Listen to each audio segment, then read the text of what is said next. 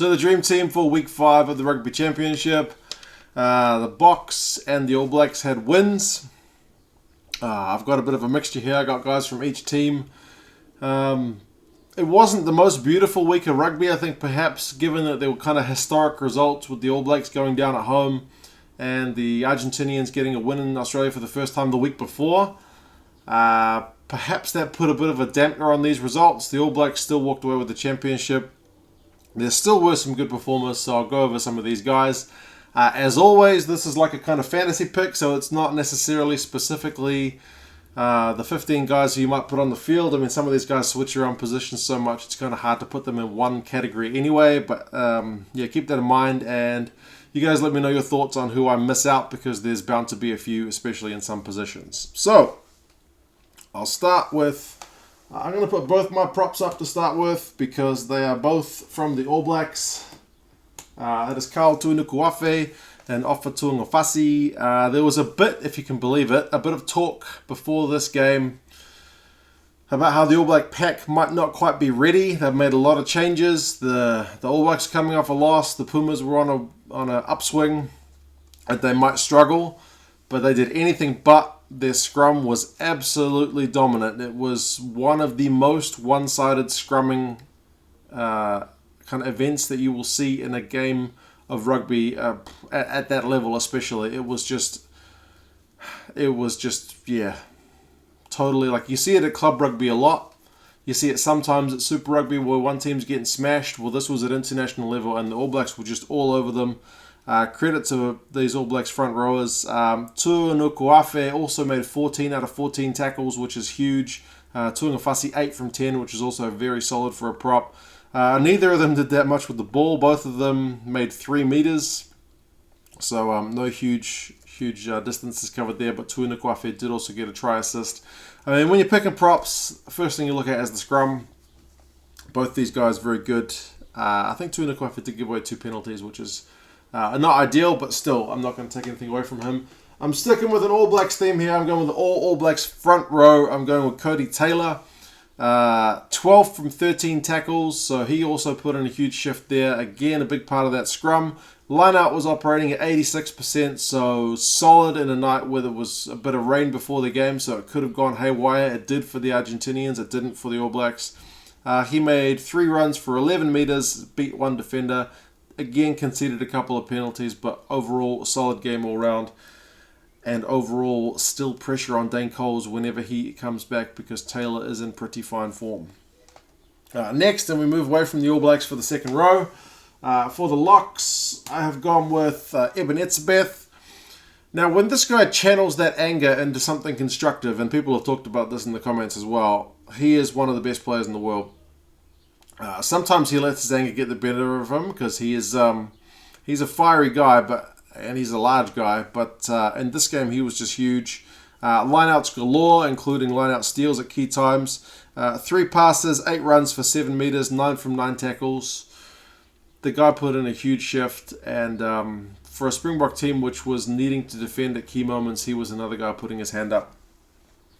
Next, second row, I've gone with Guido Petti from the Pumas. Now, admittedly, that Pumas lineout wasn't operating very well in that game.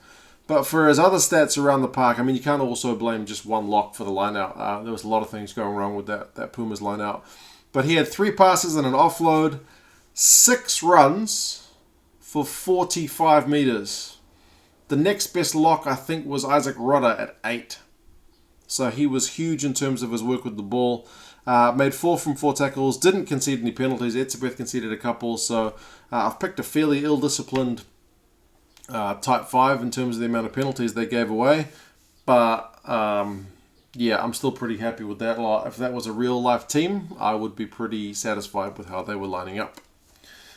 Loose forwards. Now, I admit loose forwards were probably the one area where I'm going to miss out quite a few guys, because there were a lot of good performers from the loose forwards this week.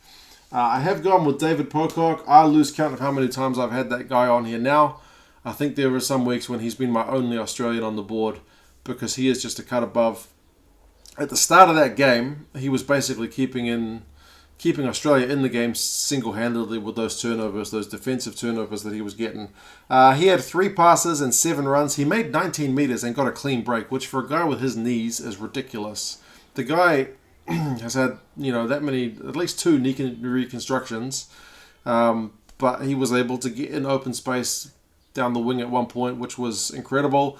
Beat a defender, made 9 out of 10 tackles, 1 penalty conceded, but those turnovers, like I said, were just really such a crucial part of the game. There was one point where, I think it was when Karabetti went off, they were trying to tell the ref who should be coming off, and then the ref, if you heard it, initially said number 8, you're off number 8, and Hooper within a second was like, no, that can't be right. Like, who's it supposed to be? Because he knew that, like, no, this guy's not going off.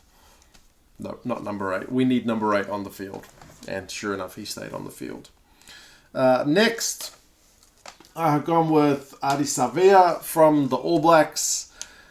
He was a late call-up to the starting lineup. He was supposed to be on the bench behind Luke Whitelock because Luke Whitelock had a bit of a stomach illness. He was called in. And boy, did he put his hand up for selection. I fear, and I said to this to some of the guys in the comments as well, I fear that he played so well at number 8, and the fact that he covers number 7 maybe means he's just going to cover Sam Cane and Kieran Reid going forward until we can see. I don't know, the near future is, I don't know, it seems to be he's going to be riding the pine, but 3 passes and an offload, 8 runs for 73 meters, crazy. 2 clean breaks, 8 defenders beaten. The guy was a monster. But, I mean, we expect him to have really good offensive stats, but he also had really good defensive work. 13 out of 15 tackles. He was the 3rd highest All Black in terms of his number of tackles. Put in a big shift. He's doing what he can. I don't know if it's going to be enough for him to start. I reckon it's going to be Kane and Reid all the way into 2019, but like I said, the guy's doing what he can. Next, it's not his first time here either, and like I said, there could have been a lot of other guys in this back row. I've gone with Sia Kolisi. 4 passes. Well, people will argue there should have been at least 1 more. You know what I'm talking about. 1 offload, 6 runs for 74 meters. That run was a thing of beauty, but he should have passed it to LaRue. I'm sure they were yelling at him that there was a man coming. I'm sure I saw someone pointing, like, the man on kind of thing, but he didn't pass it. He held on, and Koroibete caught him, but still, it was a thing of beauty while it lasted. 2 clean breaks, 1 defender beaten, 12 from 13 tackles. So again, he brought the defensive work. He always gets credit for his runs. He always gets criticized for his lack of passing. But 12 from 13 tackles, and his work around the ruck. There was one point where I think it was 3 guys in a ruck, kind of like 1 guy standing over it, 1 guy behind him, and maybe 1 guy picking up the ball. And Kolisi just hit it like a blimmin' bulldozer. And all 3 of them shunted back. It was... Yeah, man, the guy's got some power. Just needs to work on his hearing when someone tells him to pass the ball. Next, scrum half into the backs. I've got another Aussie here. I have gone with Will Guinea. He scored a try, which is something I always love. I always give guys who score tries kind of preference on my board. It's just my thing. His try assist, that pass to Hodge, was classic Will Guinea. It was a huge pass, perfect placement.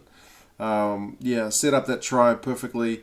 84 passes, which is the most out of any of the number 9s from this week just gone. Obviously, the Aussies had a lot of ball. 2 offloads, 10 runs, 55 meters, so he picks his moments to run. 1 clean break, 2 defenders beaten, made 2 from 3 tackles. Pretty solid effort from him in a losing team. Next, and this is a tough one because Bodie had a pretty good night with the boot as well, but I have gone with Andre Pollard. In a match where there wasn't that many points on offer, he still got a try assist, which was a great little run. He saw that opportunity and he went straight through it, set up 5 de Klerk for that try. He kicked all his points, 2 conversions and 3 penalties, not all easy kicks by any means. And those kicks were the difference in that game because both sides had 2 tries. 13 passes, 5 runs, 28 meters, 2 clean breaks, 3 defenders beaten, and 9 from 9 tackles. So very solid effort from him. Criticised in that first week with his kicking. Much better of late. His kicks have been the difference more than once now. The midfield was a bit harder to pick. There were not so many kind of outstanding performers. I don't think there were any tries from midfielders. Maybe Lanton Leonard-Brown got one from memory. But yeah, not a whole lot going on. I've gone with Andre Esterhuizen from the Springboks. One of his probably better efforts. His handling is not always the best, but his defensive effort was very solid. He had 1 pass, 6 runs, 8 meters, 2 defenders beaten, but 13 out of 15 tackles. That was a channel that nobody was getting down. That's the same amount of tackles as Franco Mostert made, and Mostert is a tackling machine. He's got the work rate of a crazy man. So Esterhuizen, big shift defensively for him. Very impressive. If his hands can stick the ball a bit and he can bust through a bit more, if he can go for more than 8 meters, then he'll be definitely earning his place in that Bok midfield. Next, and I've gone with another Aussie here. I've gone with Reece Hodge. He's not a first-time appearer on here. He's a workhorse, and he is sometimes a bit unsung because his team's not having a great season in the Rugby Championship, but he got a try, had 11 runs. I put him in the midfield, but man, he was playing everywhere. As some people have pointed out, he was on the wing for half the game. 1 try, 11 runs, 44 meters, 2 clean breaks. Defensively, made 8 from 8 tackles.